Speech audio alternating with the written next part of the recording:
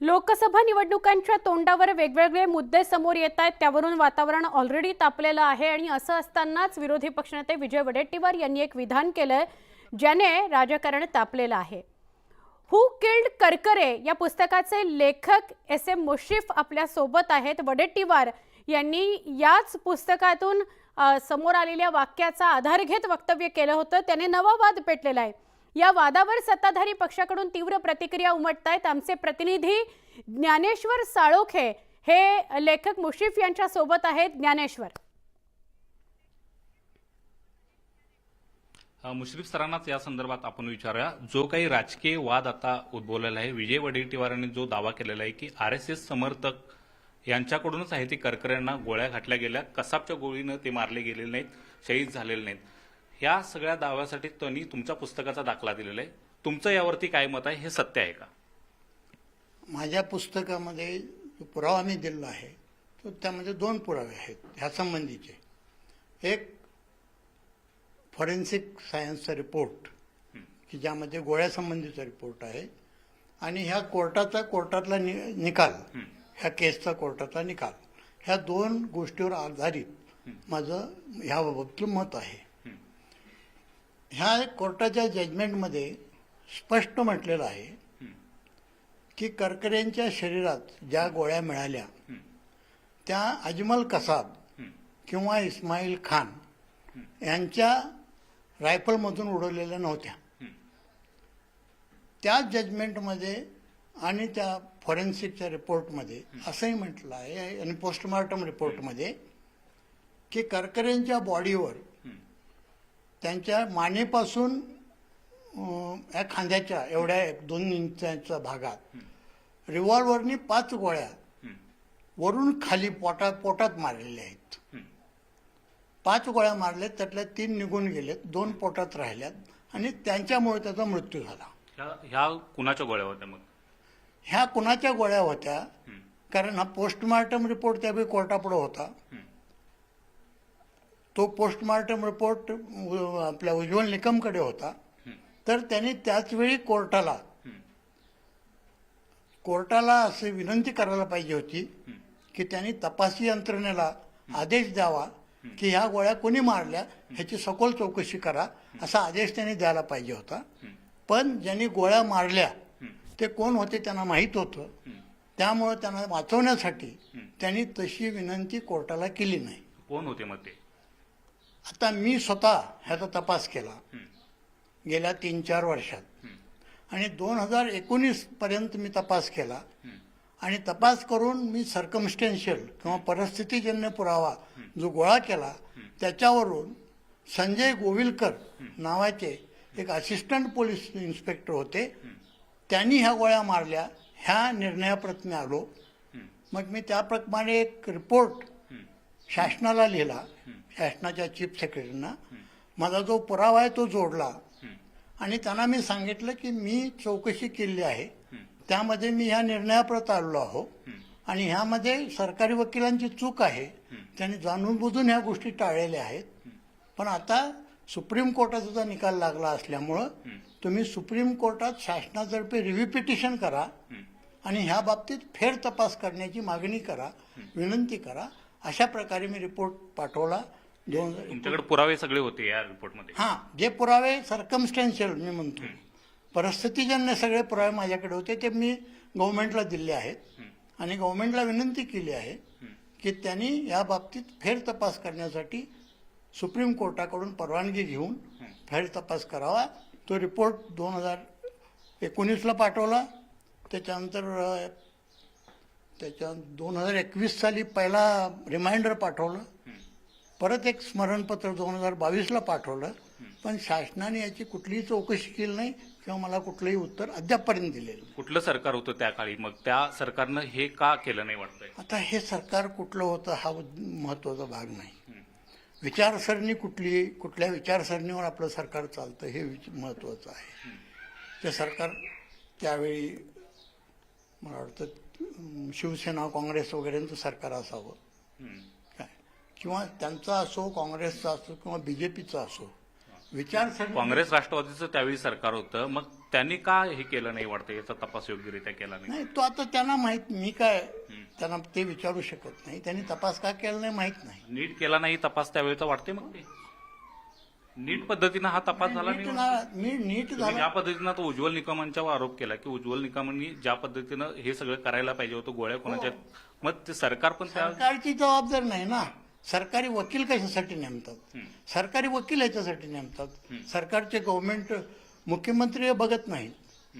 सरकारी वकील स्पेशल जे नेमलेले असतात त्यांचं काम हे असतं की कुठला तपास बरोबर झालाय का नाही. RSSचं कनेक्शनचा उल्लेख करताय, मग ते कुठल्या आधारावरती करताय, का हे कनेक्शन पुढे येते? कारण हे जे लोक आहेत, प्रभाकर आलोक, मी नंतर ते येणार आहे त्याच्यावर, की ज्यांनी ही माहिती दबवून टाकली ह्या हल्ल्याची, आणि हे संजय गोविलकर, हे लोक RSSचे आहेत असं आमचं कॉमन नॉलेज आहे. कारण ह्याच्याबद्दल पुरावा कुठलाच देता येत नाही. RSSचा कोणी आहे याचं सर्टिफिकेट मिळत नाही. पण ते आपल्याच अधिकाऱ्यांना का मारतील? आपल्याच अधिकाऱ्यांना म्हणजे त्या विचारसरणी उलट विचारसरणीचे असतील ते. त्याचा विचारसरणीचा प्रश्न आहे. पक्षाचाही पक्ष नाही हे नाही, आणि खात्याचाही प्रश्न नाही. हा विचारसरणीचा प्रश्न आहे. करकर यांच्याकडे अगोदर कुठला असा तपास होता का की करकरे त्यांना जड जात होते? करकर यांच्याकडे मालेगाव 2008चा तपास होता. मालेगाव 8च्या तपासामध्ये, मालेगाव 8च्या आधी जे बॉम्बस्फोट झाले होते त्यामध्ये IB म्हणजे आपली इंटेलिजन्स ब्युरो, प्रत्येक स्टेटमध्ये असतात ते ATS, आणि काही ब्राह्मण्यवादी फोर्स ह्यांनी मिळून ते सगळे खोटे तपास केले होते. पण 2008चा मालेगावचा तपास हा करकर यांनी अगदी प्रामाणिकपणे आणि खऱ्या उघडपणे केला, पारदर्शीपणे केला, आणि त्यांना त्यात खरे जे आरोपी होते, प्रज्ञा सिंग, लेफ्टनंट कर्नल पुरोहित, हे सगळं बरोबर आहे. पण तुम्ही जे हे आरोप करताय ते कुठल्या आधारावरती, काय बेस आहे त्याला, त्याचे काय अधिकृत पुरावे तुमच्याकडे सापडले का? कशासाठी, कसला आरोप? करकरेंना RSSच्या समर्थकांनीच मारलं किंवा काय, असं जे RSSचं कनेक्शन या संदर्भात तुम्ही उल्लेख करा. हां, ह्याच्यामध्ये त्यांचे बरेचसे म्हणजे त्यांचे हे मिळालेले आहेत, काय म्हणतात त्याला, रेकॉर्ड करतात ते लॅपटॉप्स. त्यांच्याकडे हे तपास करत असताना कोण, नाही, माझा प्रश्न असा आहे की तुमचा तुम्ही जे दाखले देताय ना आतापर्यंत वर्तमानपत्राचे किंवा ह्याच्यातले, तर तुम्ही काय समांतर तपास या संदर्भातला केला होता? समांतर तपास नाही, हा सगळा तपास करकरेंनीच केला. करकरेंनी ह्या सगळ्या लोकांना अटक केली. नाही, आता करकरेंना गोळ्या झाडल्या म्हणताय त्यांनी. तुम्ही ऐका ना, माहिती तुम्ही आपलाच मुद्दा मांडायला लागलाय. बोला. करकरेंना 3 लॅपटॉप मिळाले होते ह्या लेफ्टनंट कर्नल पुरोहित, दयानंद पांडेकडून. त्या लॅपटॉपमध्ये त्यांनी हा जो सगळा प्लॅन होता ह्याचे सगळे मीटिंग गेले होते, त्या मीटिंग रेकॉर्ड केले होते, आणि त्या मीटिंगमध्ये हे स्पष्ट होत होतं की मागचेही बॉम्बस्फोट त्यांनीच केले, आणि ह्या बॉम्बस्फोट ह्यांनीच केला, आणि ह्यांच्यामध्ये जे अभिनव भारत नावाची जी संघटना होती त्या संघटनेची सगळी माहिती त्या लॅपटॉपमध्ये होती. त्यांना ट्रेनिंग कुठं कुठं दिलं जात होतं हे होतं. त्यांचे पुढचे प्लॅन काय हे होते, ते फॉरेन कंट्रीजशी जे संबंध ठेवत होते, इस्रायल, नेपाळ, नागा बंडखोर, ह्याची माहिती होती. आणि त्यांचा पुढचा प्लॅन, आम्ही आर्यावर्त हिंदू राष्ट्र निर्माण करणार आहे, आणि ही घटना, भारतीय घटना आपल्याला मोडून काढायची आहे, असं त्या रेकॉर्डमध्ये त्यांनी बोलतानाचं रेकॉर्डिंग आहे. आणि ते रेकॉर्डिंग सगळं मिळाल्यानंतर ह्यांना अशी भीती वाटायला लागली की बाबा आता हे जर करकरेने हा तपास पूर्ण केला तर आपला सगळा भांडाफोड होईल, आणि आपलं जे इतक्या वर्ष केलेलं जे प्लॅनिंग आहे ते फुकट जाईल. म्हणून त्यांनी करकरे यांच्यावर वेगवेगळे दबाव आणण्याचा प्रयत्न केला. त्यांच्यावर राजकीय दबाव आणला, त्यांच्यावर धार्मिक दबाव आणला, त्यांना धमक्या दिल्या, पण ते कशालाही बळी पडले नाहीत. म्हणून त्यांना मारण्याचा निर्णय घेतला, आणि म्हणून त्यांना मारलं, असं माझं स्पष्ट मत. हे सगळे आरोप जुने आहेत, तुम्ही अनेक वेळा केले, हे सगळ्यांना वर्तमानपत्रात सुद्धा आलेले आहेत, माध्यमांच्यावरती सुरू आहेत. मात्र नेमकं करकरेंना का मारलं याबद्दल मी विचार अहो करकरणं ह्याच्यासाठी मारलं ना, हा मग त्याचेच पुरावे काय त्याचेच हे पुरावे आहेत ना. ह्यांना इतकं सगळं ज्या पोलीस अधिकाऱ्याचा तुम्ही उल्लेख करताय ते कोण आहेत आणि पुन्हा एकदा सांगा की तुम्ही मगाशी नाव सुद्धा घेतलंय की त्यांनी का मारलं त्यांचं अहो purpose- त्यांनी ते ह्या विचारसरणी हा. करकरे ज्या विचारसरणीच्या विरुद्ध काम करत ते होते पोलीस अधिकारी आता सेवेत आहेत आहे तर मला ते माहित नाही, रिटायर झाले असते. हा. ज्या विचारसरणीच्या विरुद्ध करकरे हे करत होते त्या विचारसरणीचे ते हे होते अधिकारी, म्हणून त्यांनी त्यांना मारलं. ते एकटेच नव्हते, अनेक अधिकारी होते आणि ह्याचा फेर तपास झाला तर ते सगळ्या अधिकाऱ्यांचे चेहरे बोर्ड होतील, पण तो फेर तपास करत नाहीत. कारण ही RSSची जी विचारसरणी आहे ही ब्राह्मण्यवादी विचारसरणी आहे. आता ह्या पुस्तकाचं इतके वर्ष होतं, कोणाचं काय चर्चा होती त्याची फारशी नव्हती, कारण ह्यांनी दाबून टाकलं तुम्ही होतं. नाव घ्या त्या पोलीस अधिकाऱ्याचं पुन्हा मी एकदा सांगितलं ना, संजय गोविलकर 10 वेळा घेतो. आणि ह्या सगळ्यांना माझं आव्हान आहे, निकम सकट सगळ्यांना, की त्यांनी माझ्या विरुद्ध पाहिजे तर अब्रू नुकसानीची खटला करावा. त्यानिमित्ताने एक केस फेर तपास होईल. आणि तुम्हाला मी पहिला प्रश्न जो विचारला तो तुम्ही विचारलाच नाही, की ह्या हल्ल्याची माहिती होती, हल्ला होणार ह्याची पूर्ण माहिती होती IBला. IBचे एक अधिकारी होते प्रभाकर आलोक. ही माहिती IBला अमेरिकन इंटेलिजन्सकडून मिळाली होती की मुंबईवर हल्ला करण्यासाठी पाकिस्तानच्या अतिरेक्यांची बोट निघालेली आहे. ही बातमी 19 नोव्हेंबरला मिळाली होती, म्हणजे 6-7 दिवस आधी मिळाली होती. आणि मग त्याचे अक्षांश रेखांश मिळालेले होते, त्याचं डिस्टन्स मिळालेलं होतं, त्यांचे फोन नंबर्स मिळालेले होते. आणि ह्यांची जबाबदारी होती ह्या प्रभाकर आलोक यांची, की त्यांनी ते मुंबई पोलिसांना कळवणं, त्यांनी वेस्टर्न नेव्हल कमांडला कळवणं. त्यांनी दोघांनाही कळवलं नाही, त्यामुळं हल्ला झाला. त्यासाठी हे जे 168 लोक मेले, जे शेकडो जखमी झाले आणि देशाची बदनामी झाली, त्यासाठी हे प्रभाकर आलोक संपूर्णपणे जबाबदार आहेत. तर ही बाब निकमनी त्यावेळी नजरेला आणून द्यायला पाहिजे होती कोर्टाच्या, की असं असं झालंय, हा नंबर 1चा आरोप आहे, ह्याला नंबर 1चा आरोपी करा. ते पण झालं. उज्ज्वल निकमांनी नेमकं करकरेंना गोळ्या कुणी मारल्या हे सुद्धा नजरेला आणून द्यायला पाहिजे असं तुम्ही म्हणताय. मात्र आता तुम्ही कसाबनच गोळी मारलेली नाही हे कुठल्या आधारावरती म्हणताय असा माझा प्रश्न. मी आता तुम्हाला पहिल्या सुरुवातीला सांगितलं ना, की फॉरेन्सिक सायन्सच्या रिपोर्टमध्ये त्यांनी सांगितलं की करकरेंच्या शरीरातल्या गोळ्या ह्या कसाबच्या रायफलनी मारलेल्या नाहीत किंवा इस्माईलच्या रायफलनी मारलेल्या नाहीत, असा स्पष्ट आहे. आणि हीच बाब निकालपत्रात म्हणजे कोर्टाच्या जजमेंटमध्ये कोर्टाने लिहिलेली आहे की यांच्या रायफलनी ते ह्या गोळ्या नाहीत. आता ह्याच्यापेक्षा आणि काय पुरावा पाहिजे तुम्हाला? हे फूड किल्ड करकरे हे उत्तराद्यापी अनुत्तरितच आहे म्हणायचं का? नाही, संजय गोविलकर केळकर करे झालं ना, मग बोलतो ना मी. मग तुम्ही अजून अनुत्तरित का म्हणता? मग आता एवढं सगळं आहे, तुम्ही मग कोर्टात या संदर्भात गेला का आणि मग त्या अधिकाऱ्याच्यावरती कारवाई अद्याप का होत नाही? नेमकं ह्याचं कारण का असं वाटतंय तुम्हाला? मी मगाशी सांगितलं की बाबा ह्या बाबतीत माझं पुस्तक वाचून बिहारचे एक आमदार राधाकांत यादव, ते आता नाहीत, वारले ते, पण वयाच्या 77व्या वर्षी त्यांनी मुंबईला येऊन PIL दाखल केली. त्यांनी सांगितलं की मुश्रीफांचं जे पुस्तकातलं आहे हे खरं आहे, ह्याच्यावर तपास व्हायला पाहिजे, त्याच्याप्रमाणे तपास करा, अशी त्यांनी कोर्टाला विनंती केली. कोर्टाने बघितल्याबरोबर कोर्टाला हे पटलं. त्यांनी केंद्र शासनाला आणि राज्य शासनाला 2 आठवड्यात उत्तर द्यायला सांगितलं. त्यांनी 2 आठवड्यात सोडा, 8 आठवड्यात सोडा, 8 वर्षे उत्तर दिलं नाही. आणि शेवटी कोर्टाने आता केस जुनी झाली म्हणून ती केस बंद करून टाकली. आता पुन्हा इन्व्हेस्टिगेशन याचं व्हावं असं वाटतंय का तुम्हाला? नक्की व्हावं. ह्यामध्ये तिघांच्यावर गुन्हे दाखल व्हावेत.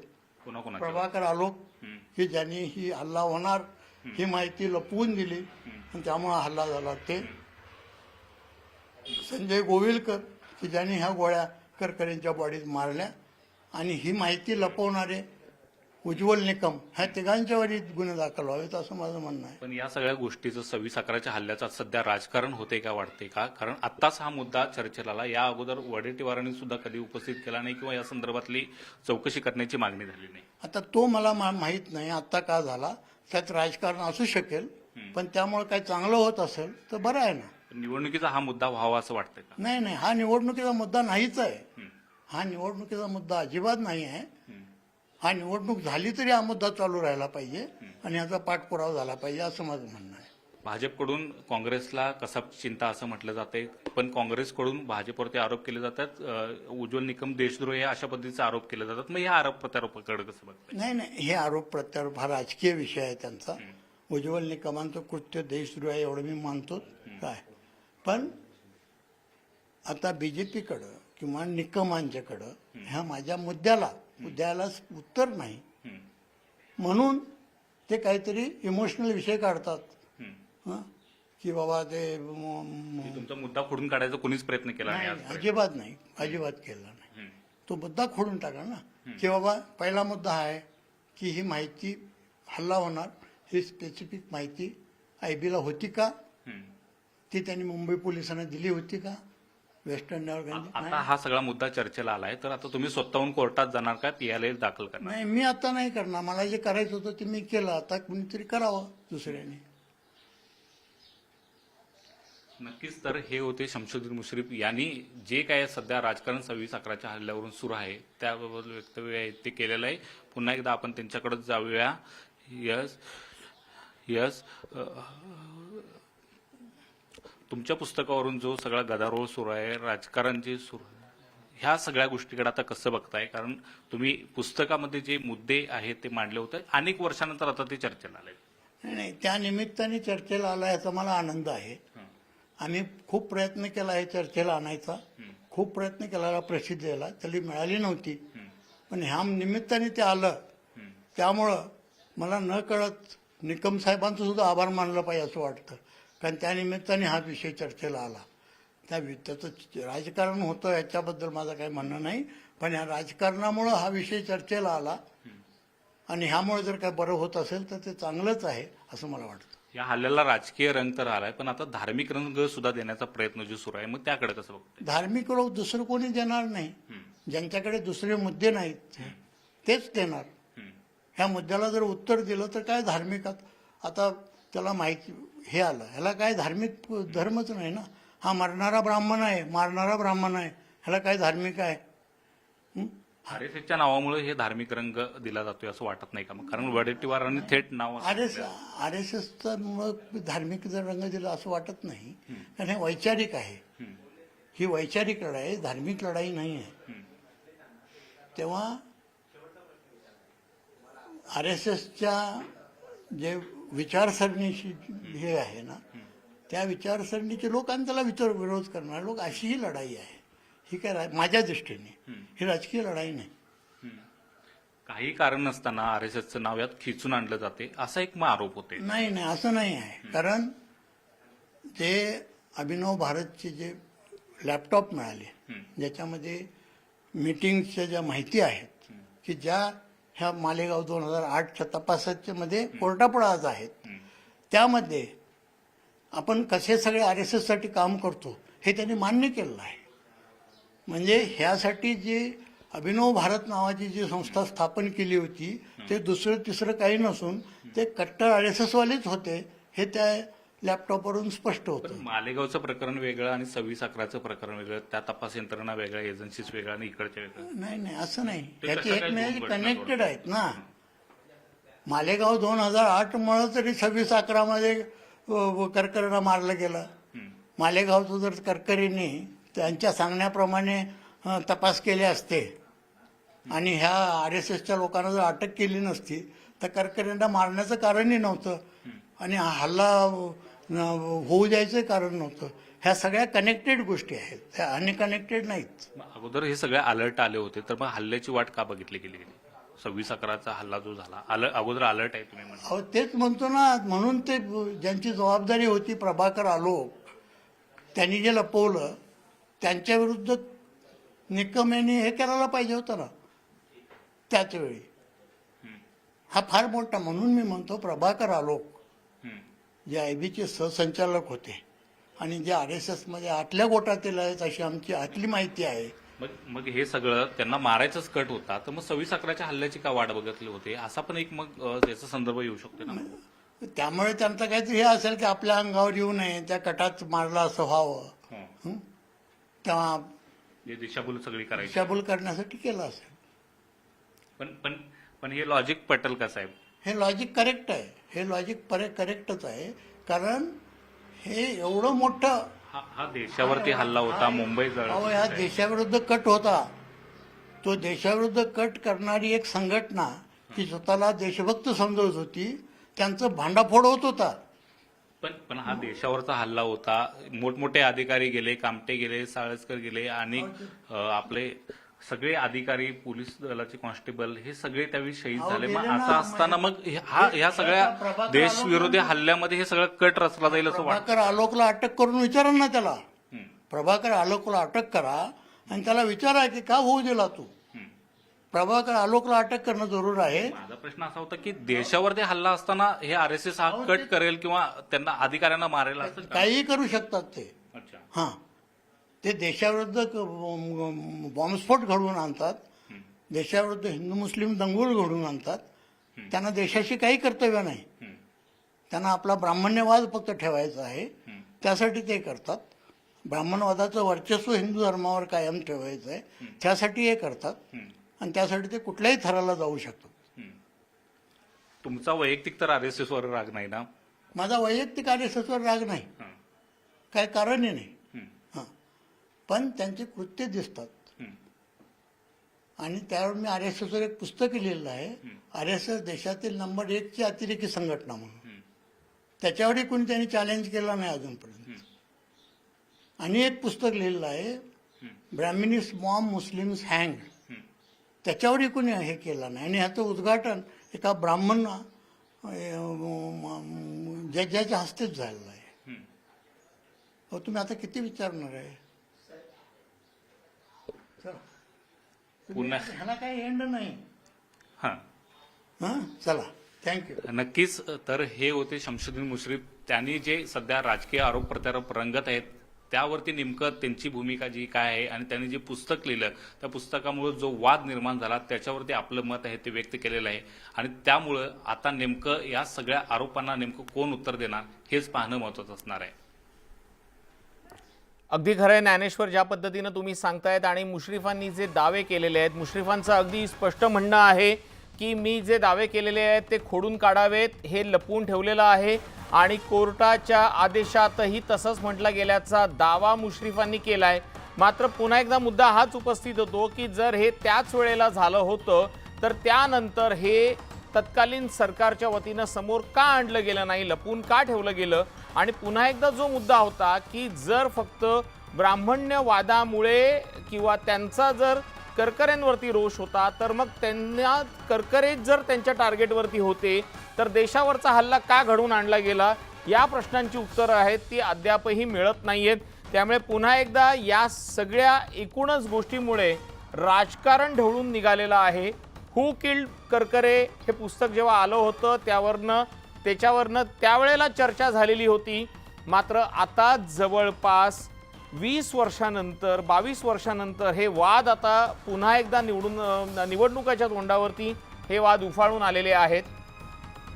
वडेट्टीवारांनी याच पुस्तकाचा आधार घेत वक्तव्य केलेलं होतं, त्यानंतर चौफेर टीका होऊ लागलेली होती आणि आता मुश्रीफांनी न्यूज 18 लोकमतला सविस्तर मुलाखत दिलेली आहे आणि त्या मुलाखतीमध्ये त्यांनी स्पष्ट म्हटलेलं आहे की मी जे बोलतोय ते न्यायालयीन निकालाच्या आधारावरती बोलतोय. मी जर खोटं बोलत असेल तर माझ्यावर अब्रू नुकसानीचा दावा दाखल करावा, जेणेकरून मी जे बोलतोय त्यामध्ये तथ्य आहे. आणि काही व्यक्तींनी जो जाणीवपूर्वक तपास एकांगी करण्याचा प्रयत्न केला होता, किंबहुना काही गोष्टी लपून ठेवल्या होत्या, त्या गोष्टी तरी समोर येतील असा विश्वास त्यांनी व्यक्त केलेला आहे. मात्र पुन्हा एकदा काही गोष्टी ज्या आहेत त्या न पटणाऱ्या आहेत. एकीकडे मुश्रीफ म्हणतात की माझा RSS वरती ब्राह्मणांवरती राग नाहीये आणि दुसरीकडे RSS ही देशातली भारतातली नंबर 1 ची दहशतवादी संघटना कसं आहे यावरती त्यांनी पुस्तक लिहिलेलं आहे.